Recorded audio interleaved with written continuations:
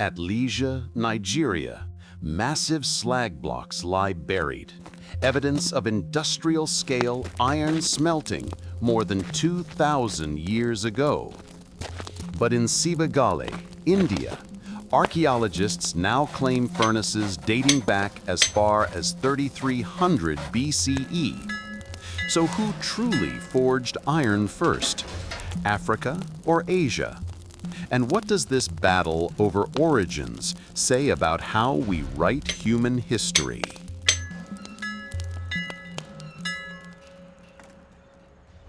The story of human civilization is, at its core, the story of fire.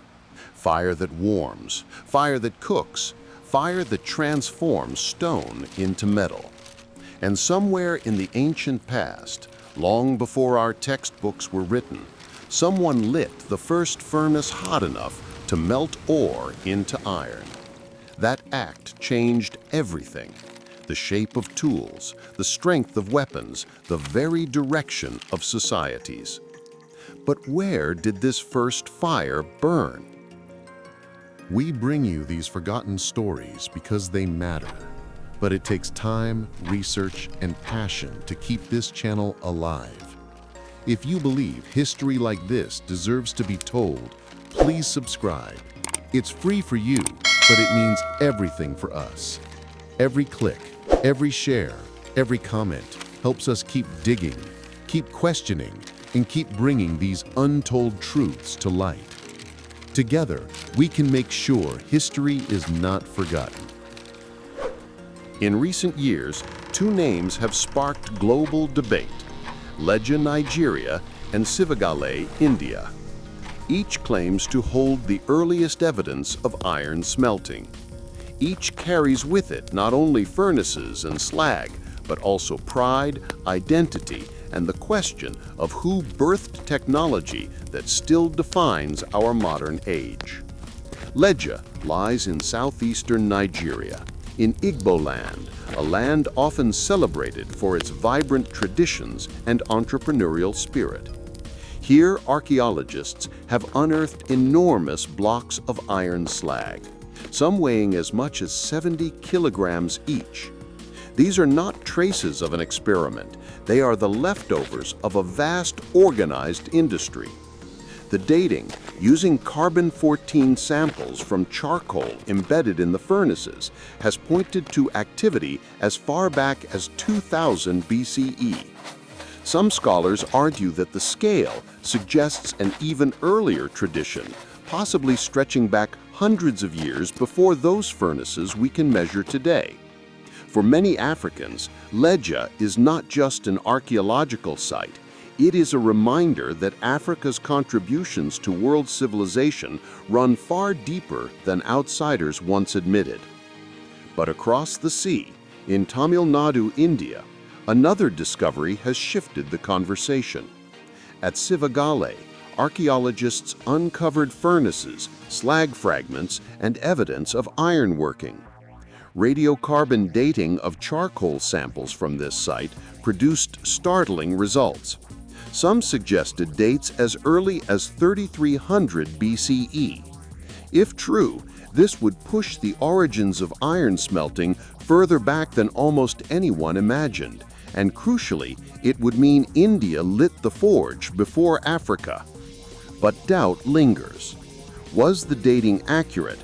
Could the charcoal have come from an earlier fire unrelated to ironworking?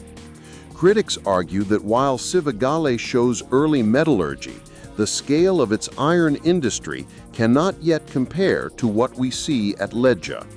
At Lejja, slag heaps rise like monuments. At Sivagalai, the evidence feels more tentative. And so a battle brews. On one side, Indian scholars and their supporters argue that Sivagalai represents the dawn of the Iron Age. On the other, African scholars, and especially Nigerians, insist that Lejja's massive slag heaps tell a story of sophistication that cannot be dismissed. But beneath this academic coral lies something deeper: the struggle over history itself. For centuries, colonial narratives painted Africa as a continent without science, without industry, without history worth remembering. Every discovery that pushes back against that myth carries emotional weight. Every claim that Africa was a follower rather than an origin sparks resistance. And every furnace uncovered becomes more than archaeology. It becomes a weapon in the war for memory. So we begin here, between Lejja and Sivagalai, between slag and furnace, between Africa and Asia. Two fires, two claims, and one burning question. Lejja is not a city that shouts its presence. It lies quietly in southeastern Nigeria, surrounded by green hills and red earth, a village like many others in Igbo land. But beneath its soil lies a story that challenges the very roots of global history. To walk through Lejja is to walk over a graveyard of furnaces, silent mounds of slag, hardened blocks of iron waste left behind by metallurgists whose names the world has forgotten. The first thing that strikes any visitor is the sheer scale. These are not scattered fragments, the kind of remains you might expect from an early experiment with smelting. These are mountains of slag. Some blocks are as heavy as 70 kilograms each. Piled together, they weigh thousands of tons. It is as though the earth itself was reshaped by fire, as though Lejja once beat with the rhythm of hundreds of furnaces burning day and night. Archaeologists who began serious excavations here in the 2000s found themselves stunned. Radiocarbon dating of charcoal embedded in furnace walls and slag heaps pointed to 2000 BCE, give or take. That would mean the people of Lejja were producing iron on an industrial scale at a time when much of the world was still in the Bronze Age. And this was not merely utilitarian. The iron at Lejja was tied to ritual, to culture, to identity.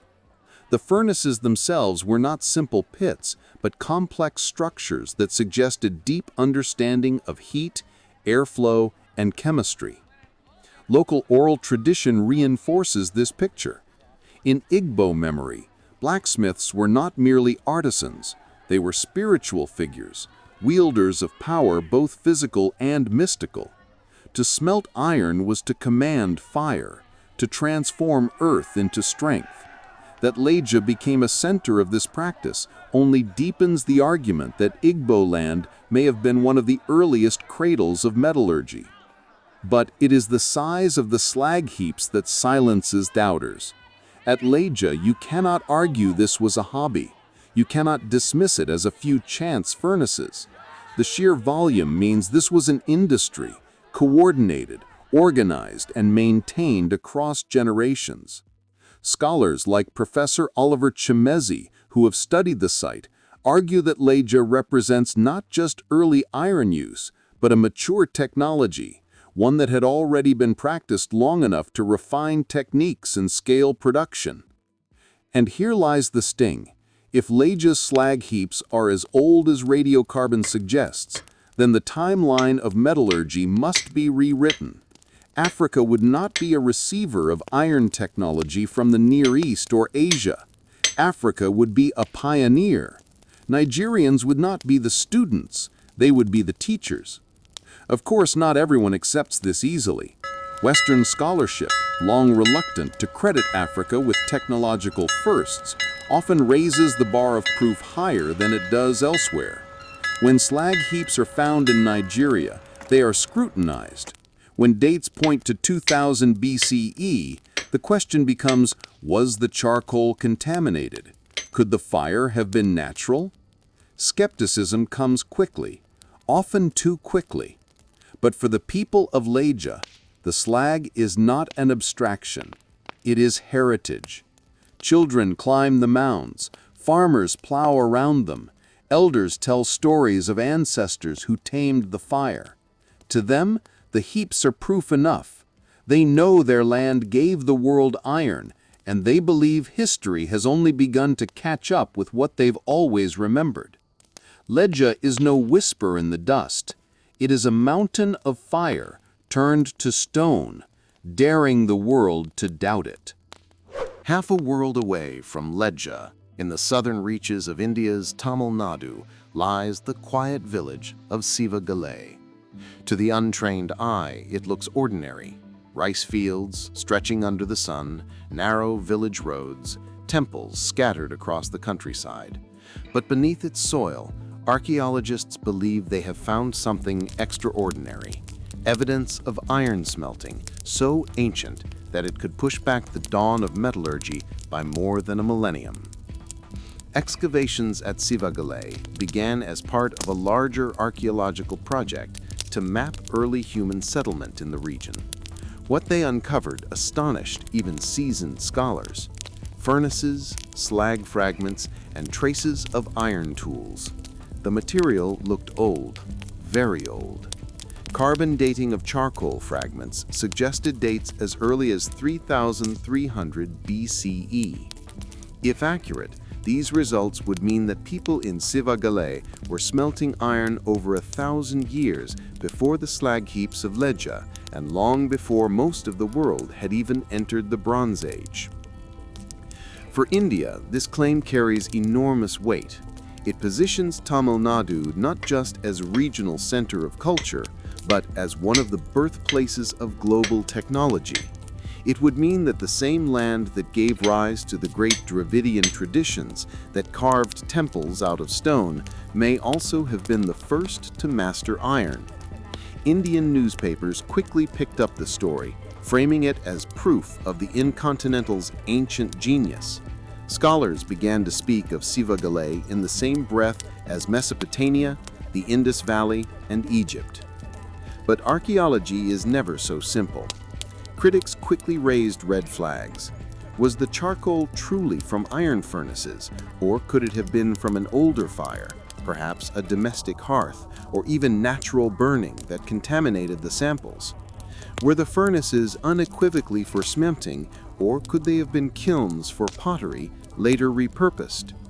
Unlike Lejja, where massive slag blocks stand as undeniable evidence of large-scale smelting, Sivagalai's remains are lighter, scattered, less conclusive.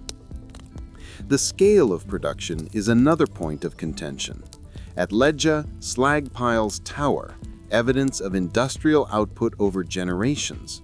At Sivagalai, the slag is smaller, suggesting more experimental or limited-scale smelting. If Sivagalai truly dates to 3300 BCE, then it shows the beginnings of iron, but not yet the mastery. If Lejja dates to 2000 BCE, it may be later, but it demonstrates a mature, established technology. Yet supporters of Sivagalai argue that scale should not be the only measure. They point out that early stages of any technology often appear small and scattered. The first fires that melted iron were likely tentative, uncertain, and localized. To them, Sivagalai's value lies not in its volume, but in its precedence. If the dates are right, this was the first spark, even if Lejja later became the roaring blaze. This debate is more than academic. For India, the Sivagalai discovery fuels national pride. It strengthens a narrative that Indian civilization has been a cradle of innovation since deep antiquity. For Africans, particularly Nigerians, the claim stings. For too long, outsiders have dismissed African achievements. To watch the possibility of Lejja being overshadowed by Sivagalai feels like history repeating itself. Another instance where Africa is told it came second. The truth may lie in the details, in the careful re-examination of furnaces, in improved dating methods, in cross-disciplinary collaboration. But as of now, Sivagalai stands as a bold claim, one that has captured imaginations and provoked doubts in equal measure. The question remains, is Sivagalai the dawn of iron, or just a spark misread by time? Archaeology, at its heart, is a race against time, not just in uncovering the past, but in measuring it. The Lejja-Sivagalai debate is not merely about furnaces and slag, it is about dates and how those dates are interpreted. To say one site came before another is to shift the story of human civilization. And in this war of numbers, methods matter. At Lejja, the principal dating method has been radiocarbon analysis. Charcoal found inside furnace remains and slag deposits was sampled and tested. The results pointed to iron smelting around 2000 BCE. Some scholars suggest that because the heaps are so large, smelting may have been practiced there long before, with the dated furnaces simply representing a late stage of a much older tradition. Radiocarbon dating is considered reliable, but it comes with challenges. Charcoal can sometimes be contaminated by older carbon sources, wood that had grown for hundreds of years before being burned, for example. Critics argue that this could artificially push the dates back. Supporters counter that repeated testing has consistently supported early dates, and the context of the finds leaves little room for doubt. At Sivagalai, radiocarbon dating produced even startling results: 3,300 BCE. If correct, that places the furnaces a full millennium earlier than Lejja. But here the problems multiply. First, the samples were small and scattered. Second, the stratigraphy, the layers of soil and sediment where the finds were located, was not always clear. Were the charcoal samples truly linked to iron smelting, or could they have been remnants of older fires that happened to lie near later furnaces? Archaeology is full of such traps. A misplaced fragment, a context misunderstood, and entire timelines shift. Some have suggested that thermoluminescence dating, which measures the last time a material was heated, could provide additional clarity. This method can test slag or ceramics directly, bypassing the problem of ancient wood charcoal. Others call for archaeomagnetic studies, which can detect changes in the Earth's magnetic field locked into heated materials. But such advanced techniques have not yet been widely applied at either site.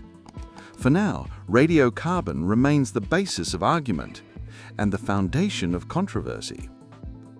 The stakes of this debate are high because archaeology is not neutral. A date that places Sivagalai at 3,300 BCE makes India the pioneer. A date that holds Lejja at 2000 BCE makes Africa not just a participant, but an innovator on the global stage. Each side scrutinizes the other's data, looking for cracks.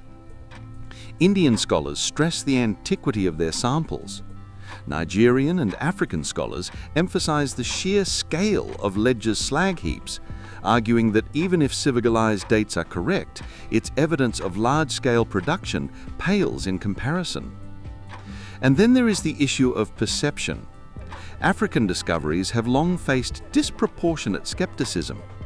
When Lejja's dates emerged, many in Western academia hesitated, questioning the reliability of the data.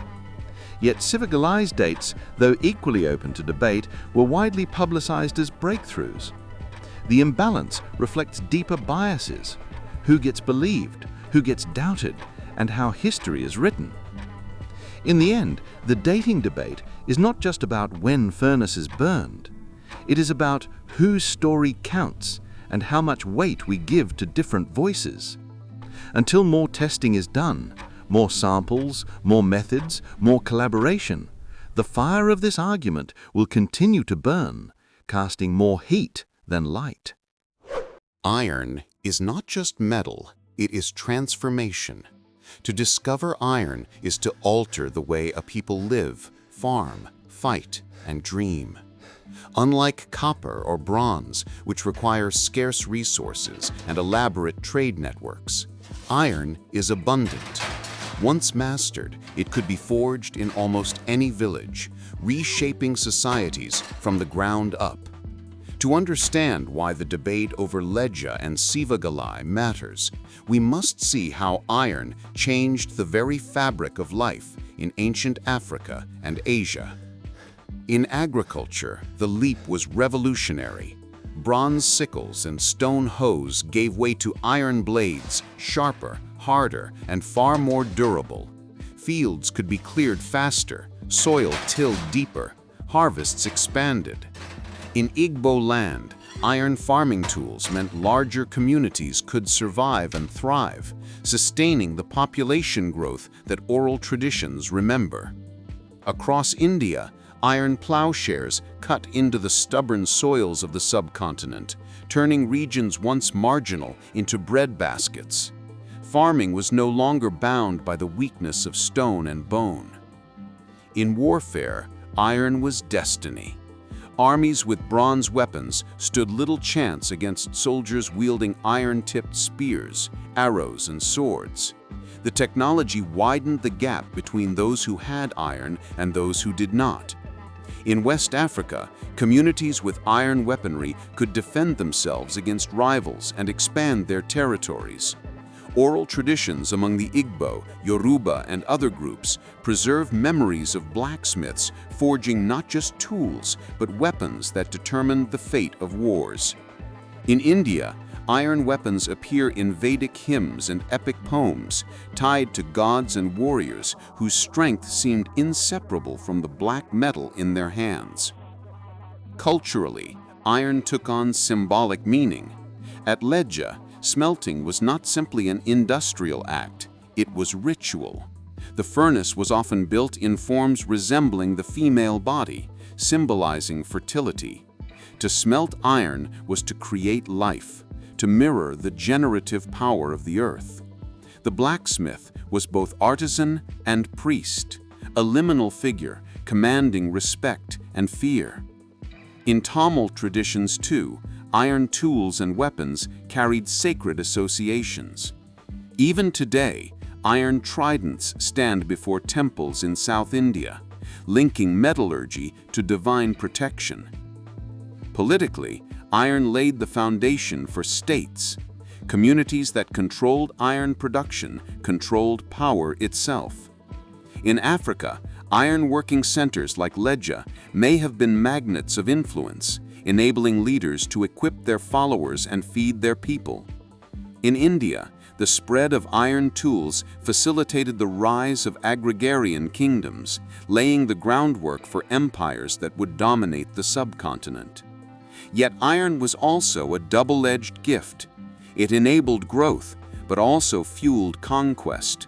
It brought prosperity, but also violence. It empowered local autonomy, but also made communities more attractive targets for imperial expansion. This paradox still echoes in the debate over who smelted iron first. To claim that Lejja or Sivagalai pioneered the forge is not just to argue about dates, it is to claim a legacy of power, culture, and innovation. Iron remade the world. Whoever lit the first furnace did not simply change their village. They set humanity on a new path, one that still defines us today. And that is why the debate burns so hot, because it is not just about metal, it is about memory, identity, and the right to say, we were first. For the Igbo, the question of Lejja's furnaces is not just archaeology. It is memory, identity, and pride.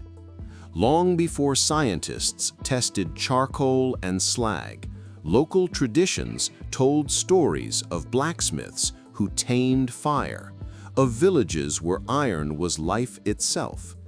The archaeologists' trench merely confirmed what elders had always whispered, that Igbo land has been the forge of civilization since immemorial.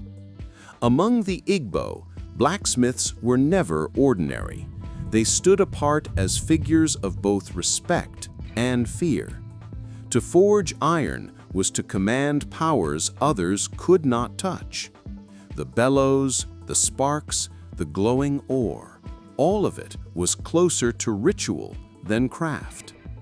In some communities, the furnace was shaped to resemble the female body. To smelt iron was to perform an act of creation, a rebirth from earth to metal. The very act mirrored childbirth, linking metallurgy with fertility, continuity, and cosmic balance. The slag heaps of Lejja, therefore, are more than ruins. They are shrines of memory, proof etched in stone that the ancestors were creators, not merely consumers. When Nigerian scholars point to Lejja as evidence of Africa's primacy in metallurgy, they are not just speaking to foreign academics. They are speaking back to centuries of colonial narratives that painted Africa as a land without history, without science, without innovation. This resistance has grown louder in recent years. Some Igbo intellectuals go further still, weaving archaeology with bold migration theories. They argue that Igbo people were not only among the first to smelt iron, but also among the first to migrate outward, carrying their knowledge across continents. In this telling, the peoples who later populated India, China, and beyond may have descended from ancient Africans, Igbo among them. Thus, the argument goes, it is not possible for Sivagalai to have invented what Igbo land already mastered. A child cannot birth the parent. These claims provoke strong reactions. Mainstream archaeology hesitates to endorse such sweeping narratives, pointing instead to multiple independent origins of metallurgy. But within Nigeria, the argument resonates deeply. It reframes the Igbo not as latecomers to global history, but as pioneers, innovators, whose genius seeded the wider world. For Igbo communities, this is not only about science, it is about dignity. Colonialism robbed Africa not only of land and labor, but also of memory. To say that Lejja lit the first forge is to reclaim stolen ground, to declare that civilization's roots reach into African soil. It is a reminder that history has too often been written by outsiders who doubted, dismissed, or ignored African achievement. And so, the Igbo argument is both archaeological and spiritual. It rests on slag heaps and carbon dates, but also on the conviction that Africa cannot always be cast as second place. Whether or not one accepts the migration theories, the passion behind them is clear. They are fueled by centuries of erasure, by the need to tell children not just who conquered them, but who they once were. In the end, the Igbo argument is a call, a demand to see Lejja not as a footnote, but as a birthplace of fire. Whether the world accepts it or not, the people of Igbo land already know the answer toward them. When archaeologists argue over Lejja and Sivagalai, they are also asking a larger question. How does technology spread? Does it begin in one place and radiate outward like ripples on water? Or does it ignite in multiple places at once, independent sparks of human ingenuity? The answer shapes how we interpret not only iron smelting, but civilization itself. For much of the 20th century, the prevailing view in Western scholarship was diffusionist. According to this model, advanced technologies originated in a single cradle, often imagined as Mesopotamia or the Near East, and spread outward to less developed regions. This framework neatly aligned with colonial ideologies, Europe and Asia as innovators, Africa as recipient. In this story, if Africans smelted iron, it must have been taught to them. They could not have discovered it on their own. But Lejja challenges that model. The sheer scale of its slag heaps suggests not a borrowed experiment, but a homegrown industry. If iron had been imported to Igbo land from elsewhere, why do we not find evidence of a slow transition, small furnaces, tentative trials, before the massive production? Instead, the technology seems to appear fully developed. That has led many scholars to propose that iron smelting in Africa may have been an independent invention. Sivagalai raises the same question for India. If its early dates are correct, was this knowledge imported from Africa, from the Near East, or born from local genius? The subcontinent already had rich traditions of metallurgy, including copper and bronze. It is not inconceivable that local craftsmen, experimenting with ores and furnaces, stumbled upon the breakthrough of iron on their own. Migration theories complicate this picture further. Some Nigerian thinkers argue that early Africans migrated outward, carrying iron knowledge with them. They point to genetic, linguistic, and cultural similarities across continents to suggest deep African roots in Asia. If true, then even if Sivagalai predates Lejja in the archaeological record, the intellectual origins may still lie in Africa. In other words, the child may appear older, but the mother birthed the fire. Mainstream scholars are cautious. They argue that iron likely emerged independently in several regions because the conditions for its discovery were widespread. Ores are common, fire is universal, and the human impulse to experiment is timeless. Just as agriculture arose independently in Mesopotamia, China, and the Americas, so too may iron have been discovered in multiple hearths. But independent invention does not erase the symbolic stakes. If iron emerged in multiple places, then Africa is not behind. It is one of the cradles. If migration played a role, then Africa may even be the primary source. Either way, Lejja deserves a central place in global history, not a marginal footnote. What matters most is that the diffusionist model, Africa as passive, Asia as inventive, no longer holds. The evidence forces us to recognize Africa and India alike as active participants in shaping human technology. And in doing so, it reopens deeper questions. Who gets credit? Who gets erased? And how do we balance pride with proof when the fire of origins still burns in so many places at once? Archaeology does not exist in a vacuum. Every excavation, every interpretation, every headline carries the weight of the society that funds and frames it. When we ask why Lejja's furnaces are questioned while Sivagalai's dates are celebrated, we are not just asking about science, we are asking about power, bias, and the lingering shadows of colonialism. For centuries, European scholars painted Africa as a continent without history. Hegel infamously declared Africa to be outside the march of civilization. Colonial administrators reinforced this view, portraying Africans as recipients of knowledge from Egypt, Mesopotamia, or even Europe itself.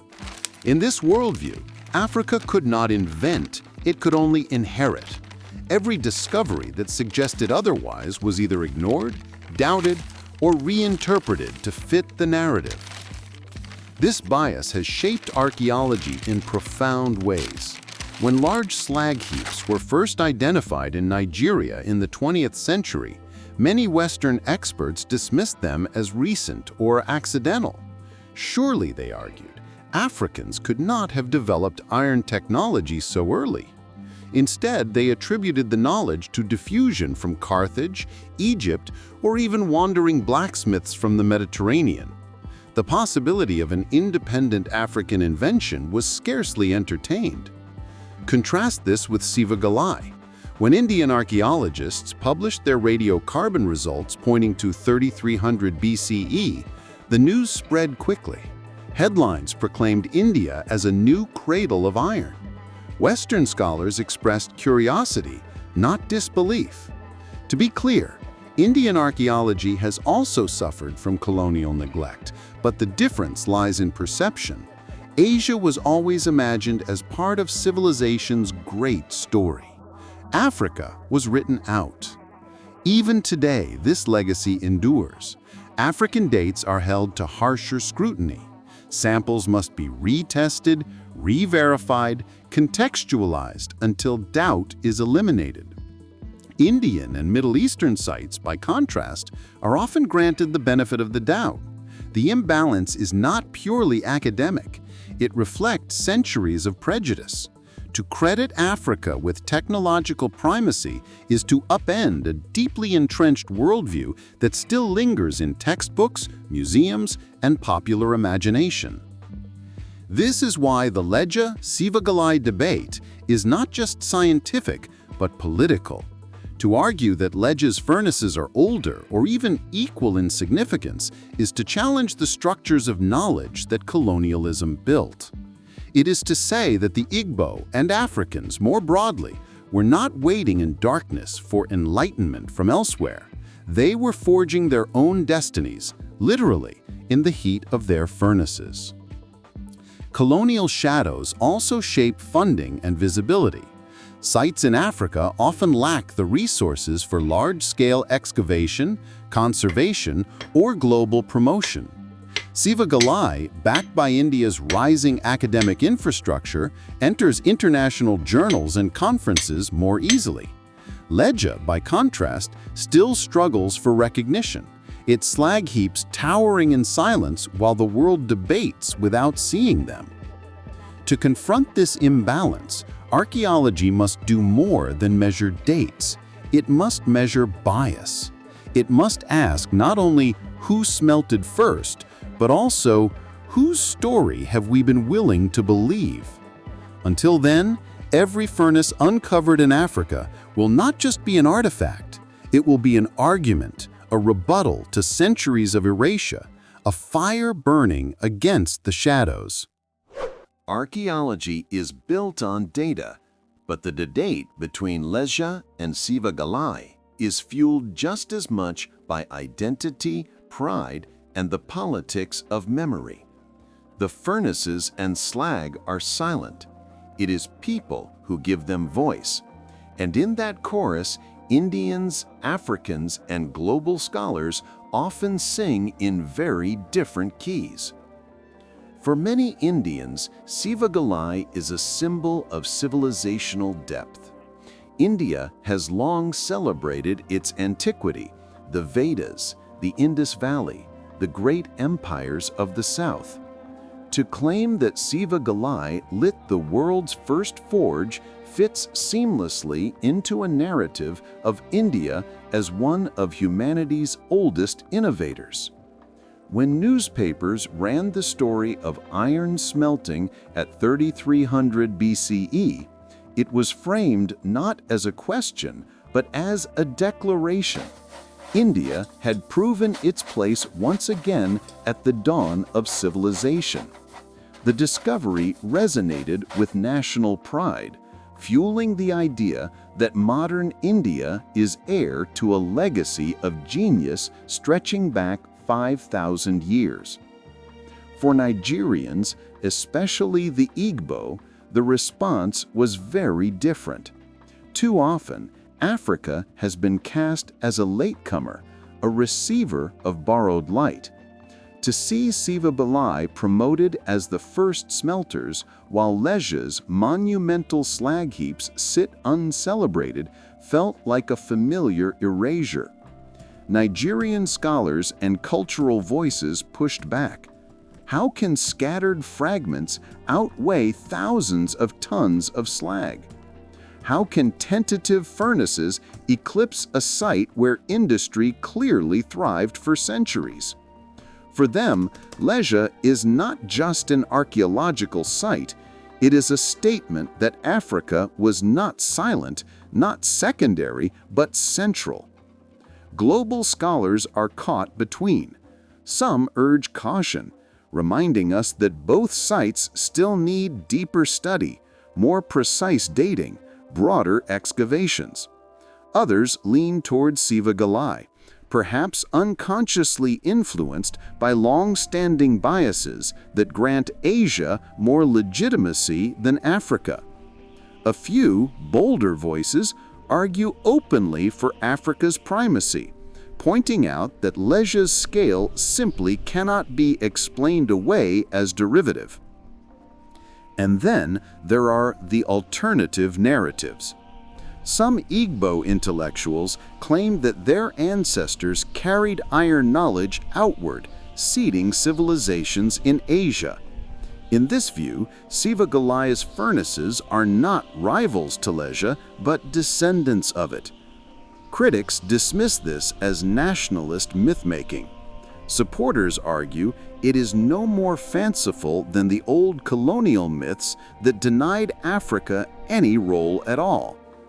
This clash of narratives has spilled beyond academic journals into online debates, social media threads, and fiery comment sections.